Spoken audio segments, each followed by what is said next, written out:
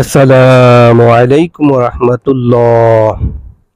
হযরত বারা ইবনে আযিব রাদিয়াল্লাহু তাআলা আনহু হইতে বর্ণিত আছে, রাসূলুল্লাহ সাল্লাল্লাহু আলাইহি ওয়াসাল্লাম ইরশাদ করিয়াছেন, নিঃসন্দেহে আল্লাহ তাআলা প্রথম কাতারে যাহারা শরীক হয় তাহাদের উপর রহমত নাজিল করেন।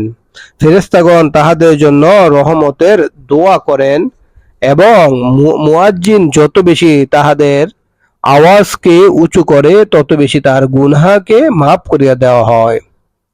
যে সমস্ত প্রাণী বা নিষ্পাপ জিনিস তাহার আজান শুনে সকলে তাহার সত্যতার সাক্ষ্য প্রদান করে এবং মুয়াজ্জিন সেই সকল নামাজীদের সমপরিমাণ সওয়াব লাভ করে যাহারা তাহার সহিত নামাজ আদায় করিয়াছে।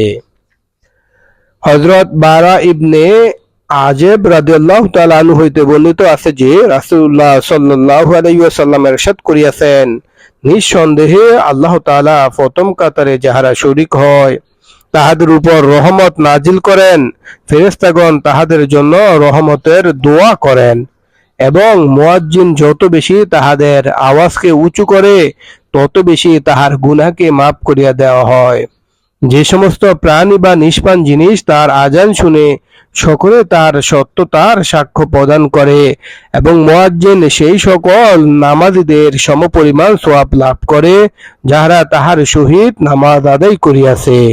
ফায়দা: কোন কোন উলামায়ে কেরাম হাদিসের দ্বিতীয় বাক্যের অর্থ এরূপ বর্ণনা করিয়াছেন যে আজানের স্থান হইতে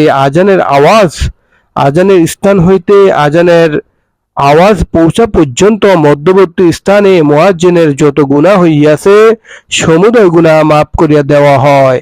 এক অর্থ ইহাও করা হইয়াছে যে যেখান পর্যন্ত মুয়াজ্জিনের আজানের আওয়াজ পৌঁছে সেখান পর্যন্ত সমস্ত লোকের গুনাহ মুয়াজ্জিনের সুপারিশের দ্বারা মাফ করিয়া দেওয়া হয়।